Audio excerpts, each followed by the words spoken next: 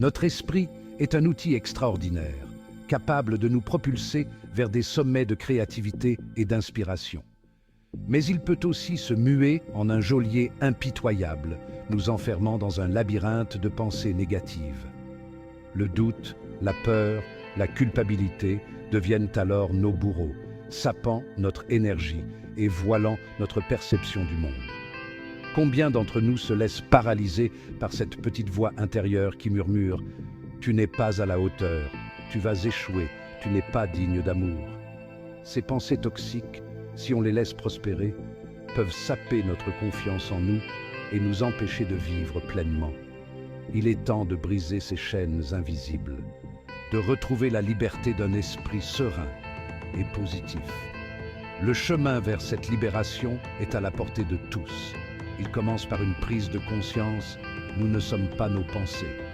Nous avons le pouvoir de les observer, de les remettre en question et de les transformer. Laissez-moi vous parler d'Alice. Alice était prisonnière d'un dialogue intérieur négatif.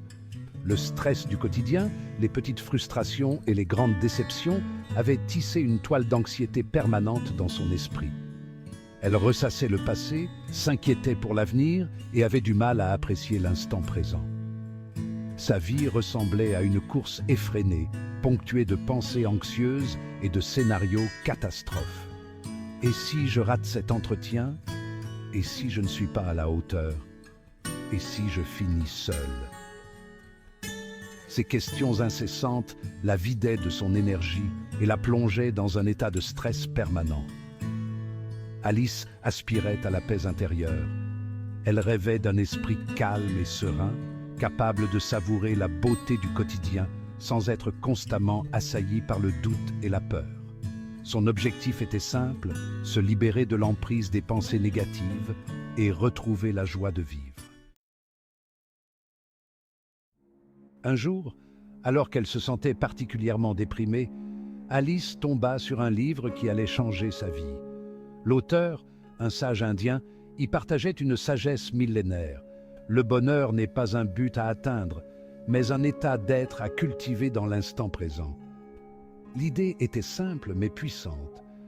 Alice comprit que se focaliser sur le passé ou s'inquiéter pour l'avenir ne faisait qu'alimenter son anxiété. La seule chose réelle, c'était le moment présent. Et elle avait le pouvoir de choisir comment le vivre. Elle commença par observer ses pensées avec plus d'attention. Au lieu de se laisser emporter par le flot incessant de ses ruminations, elle s'entraîna à les identifier, à les nommer et à les laisser passer sans jugement. Voilà une pensée de peur, se disait-elle. Ce n'est qu'une pensée, elle ne me définit pas.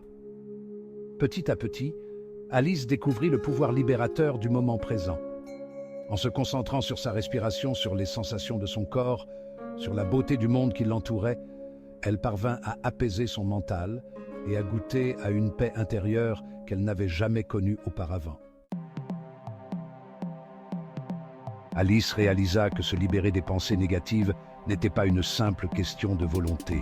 C'était un processus actif qui demandait de l'entraînement et de la persévérance. Elle expérimenta différentes techniques pour apprivoiser son mental et reprendre le contrôle de ses pensées.